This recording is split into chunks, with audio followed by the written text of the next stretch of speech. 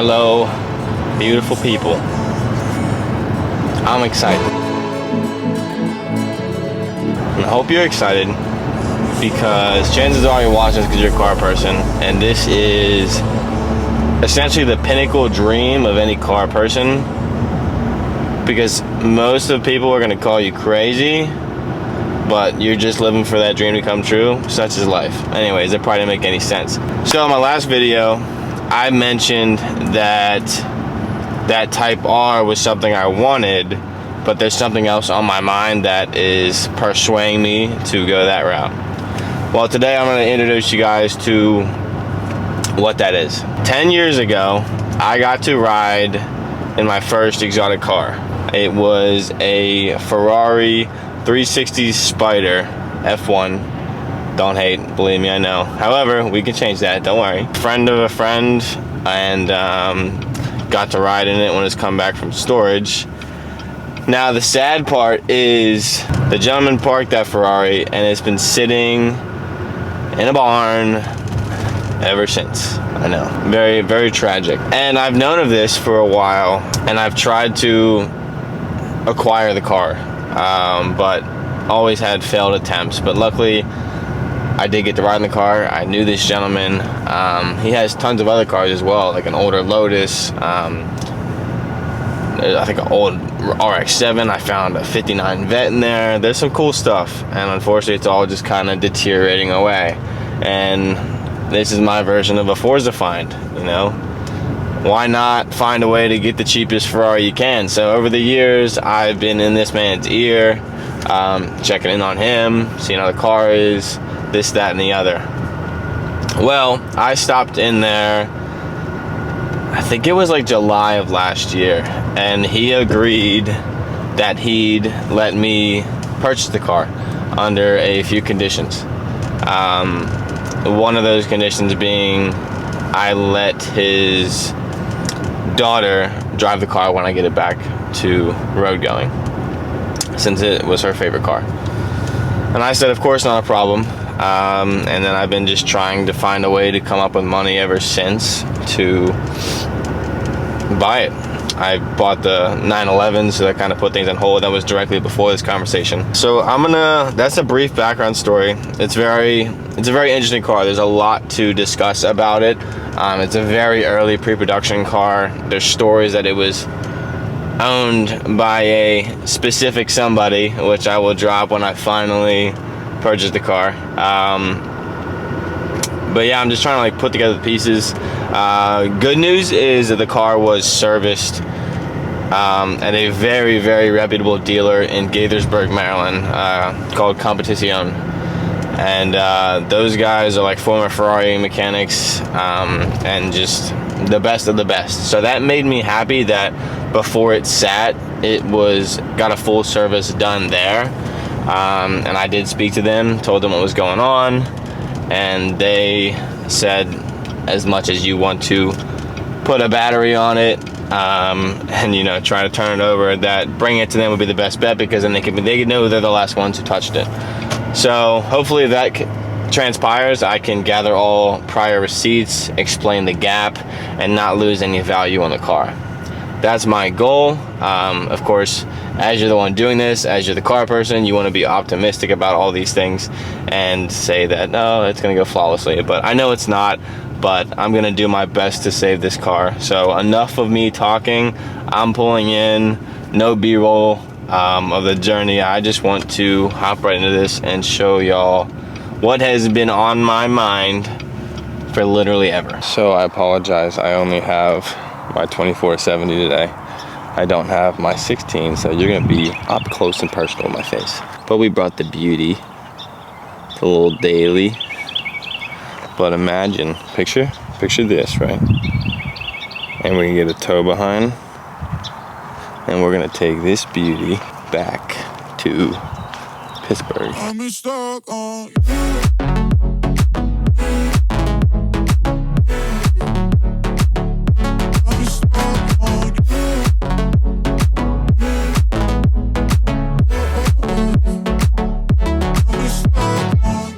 Here she is in all of her glory. I currently have my camera set up on some old gym equipment that's covered in dust, so I'm making a sacrifice for you guys because I don't have my tripod. Well, this makes you sad, huh? Tell me this isn't like the stereotypical Forza barn find. Like, this needs to be filmed, okay? So fast forward 10 years when I have a collection and this is on the cover of Forza. Without further ado, let me introduce to you the potential new to me Ferrari 360 Spider.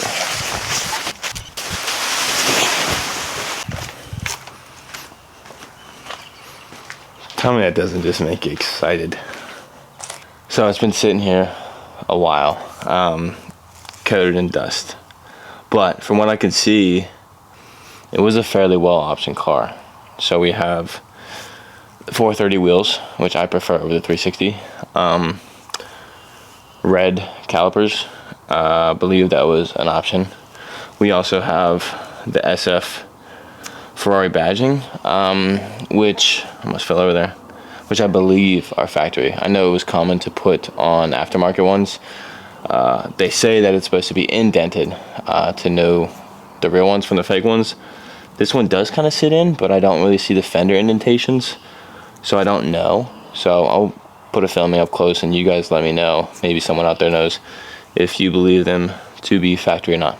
But from what I've seen, I think they are. But there's not too many videos on YouTube. Enough of me talking. I'm gonna grab you and do a walk around the car quick. So I'm gonna do a little walk around on my phone here and give you an overview of the car, okay? What I've picked up from looking at it previously, what I can tell needs done, and just the overall state of the car. So as you can tell, it's yellow. I believe it's Giallo Modena. I checked the sticker. It was the factory color. I've established the 430 wheels. Problem number one, windows. So the windows were left down. Luckily the top was fully completed and looks to be completed the cycle. But we do see some wrinkling here, so that is a common problem. Who knows on that one? Because of this window, right, we have tons of mold in here. This door, flimsy, so those hinges need looked at. So that panel got to come off, do the windows. I believe I could do that. Interior wise, all of the trim, you can tell, was painted down to even the paddles. So not sure how I feel about that. That may get changed, to be honest. Again, F1 transmission. It did have a sub. I know that was a factory option, but I'm unsure if that is the factory sub or factory location, and then the sub was replaced. Although this looks like Alcantara and looks like bad Alcantara because of how dusty it is. I know another common problem was the dash stretching, and this car only has 20,000 miles on it, and it's been in storage, so I don't think it's too bad. I mean, you can see the line clearly isn't straight, but I don't think it's terrible, right?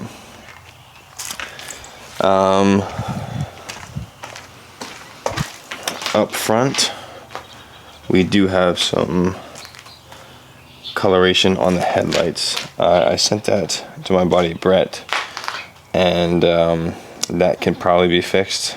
I looked at some videos because these are very expensive to replace, so hopefully there's no issue with that. If not, I'm sure that can probably be salvageable because it's not too bad. And then on this one, there's nothing. So for headlight restoration, I don't think it's too bad. However, there is some paint like freckling there, if you can see, just around like where the bulb sits. So I'm not sure if that was like maybe a temperature thing. Kind of looks like HID bulb, so maybe some moisture got in there. But front splitter definitely needs replaced. Can see it curved, probably got it pretty good. We also have some cracking in the paint here.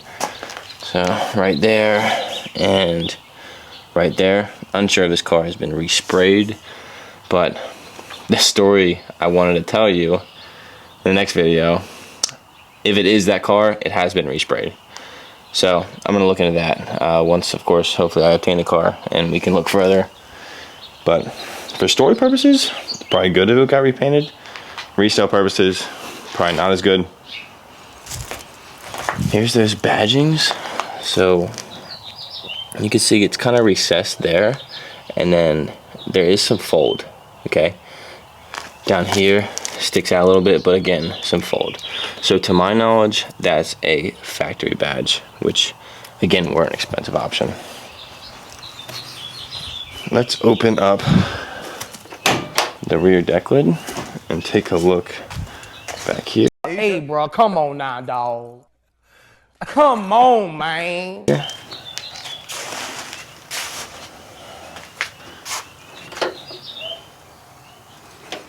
I love this freaking bonnet, man. Like, just the aesthetics to it. I love it. So, as you can see, completely dirty, right? But, again, it was serviced well prior to it sitting here for the past 10 years. Believed it might be factory exhaust. Owner said it had, like, that valve option where at a certain RPM it opens up. So, to be determined on that. It's not like I've had the time of looking over factory cars, you know, to compare the difference. Another thing I've noticed, looks like this door was swung open and hit here, okay? These trim pieces have seen some better days. I need that hitting. Can we please not hit? Okay, thanks. Interior, I have no way of assessing the damage. You know, it's one of the things that I'm not gonna know until I know. But interior is nice. I probably wouldn't have chosen yellow from the factory. You know, Giallo is probably not my favorite. I love the freaking gray and blue looking one. Absolutely love that color. I've seen a few black ones, but I don't know if that was a factory paint, to be honest. But you know what, we can make this work. I don't know if it's gonna be too much yellow. People I've seen put Recaro seats in there, and depending on the seats and their condition. And then 6-speed gated swap whenever your boy finds some money. I can open up the bonnet to show you that. I know there was no toolkit, so it has the leather straps for it, but I did not see the toolkit in there, so I'm sure it's something I could purchase, but we'll see. What else am I missing? What? Bro, what are you talking about, man? This is kind of concerning. Right here. There was a stain on the cover as well, as you can see. So I don't know if bad gas kind of seeped out there or what, but as you can see, it comes off. So hopefully it's just dirt or something. I am uncertain, but to the holy grail of issues, everything would have been remotely okay if not for this beam right there falling down from this old barn.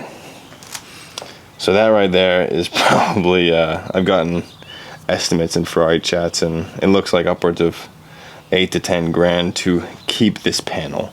As you can see, fully dented on the seam.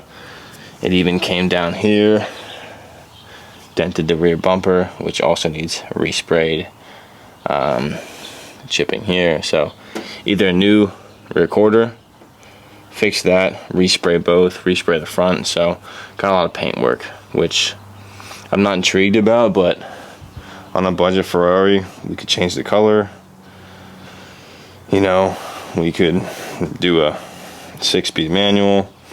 I'm not opposed to the Spider. I actually love the look of them, to be honest, and because I've been obsessing over this a while, I kind of prefer it over the coupe. Plus I already have a coupe 911 and then the hardtop M4, but having this I'm not opposed to it at all. So potentially, I've seen interior parts go for sale for pretty cheap on forums, so I could probably get those factory replaced, and then we'll look into the color, you know. I'd probably go carbon fiber inserts on these because I'm not a huge fan of the yellow, but that's just all time will tell. But again, this is a project, right? How could you not take up the opportunity, A, and B, turn it into your own? So if I get the opportunity to save this car and make it my own, then what more could I ask for, you know? Especially if money is not an option. If I can get it at what it is currently rightly sold for, you know, I can get it at a good price, and then take my time storing it properly, working on it myself, learning about the car, taking it to reputable mechanics, and just going from there. So I'm excited. Some of you might say it's a terrible idea, but life is a journey, so life's also too short to drive boring cars. I've never opened a Ferrari hood before, so we're gonna find it together. So for those of you who don't know, boom. Also, if you ever locked out of these cars, through research I found, back here, I can't see because of the light, but over here, there's a handle similar to that. You pull it, and it will open the gas cap. Gas cap has a button in there that will then unlock the car, I think, or unlock the door, or open the bonnet, and you can access the battery through there. One of those two. But fun fact, if you ever find a Forza barn find Ferrari and need to get into it. So as you can see, look how clean that filter is, man. She's a beauty. Pretty clean here, but no bag. So we'll see if we can find that. But as you can see, Giallo Modena. So it was a factory yellow car. They never sprayed these. So I kind of like that look. Still super light. It's kind of weird they never finished the paint from the factory. Same with like this whole tub. But I kind of like it. Good contrast. But yeah, I'm freaking excited. As you can see, she's a work in progress, right? But aren't we all? So no matter what you say, I'm gonna do it because you only live once and life's too short to drive boring cars. So let me hop into some B-roll for you, and I'll catch up by weekend truck.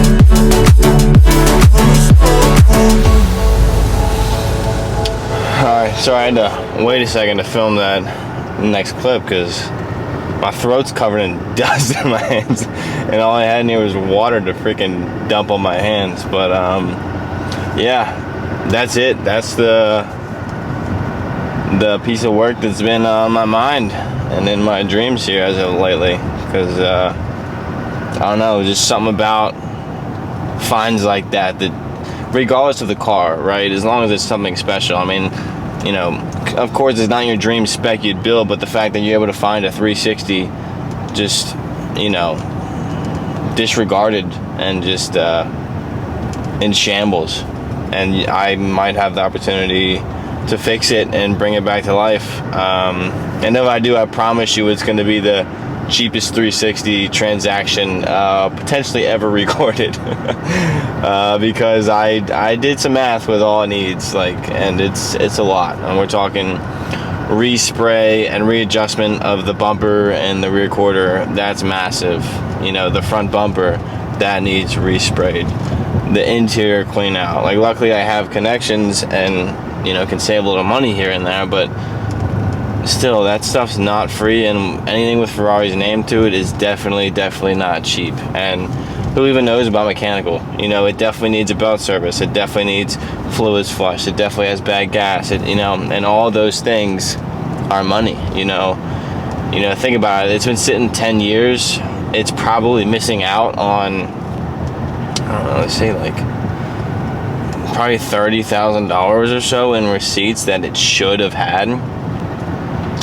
And that's nuts, you know. But these cars have shot up in value, and due to the quantity that were produced, you know, I gotta assume that there's cheaper ways around it. Like Sam McCracken has built 2 or 3 of them. Granted, he's a mechanic and has experience on them, but you don't have to have a meticulously clean one, you know. And so, of course, is it ideal to have paper book full of receipts and have a dream spec? Yeah, but then in today's market, you're spending $120,000, and at that point, you're like, all right, I'm spending $120,000 on a 360. What else could I spend money on? But you know, I digress. You probably get the point. But if I can get this thing for cheap, get it up and running for relatively affordable, you know, cheaper than anything else you could buy, and then work on it over time. You know, we're talking about a 400 horsepower naturally aspirated, just work of art. You know, that sound I cannot imagine. Nothing like my 911. It's not going to drive like my 911. But that sound has to be menacing. And again, I'm not opposed to a Spider. But yeah, I'm not gonna ramble on forever. Let me know what you think. You know, if this were you, would you take a risk on it? Would you buy it? Would you see it as an investment? I've crunched the numbers. Pretty sure we get 20, 30 grand of equity in just the efforts of doing this. But you let me know what you would do and what you would pay. All 3 subscribers of you.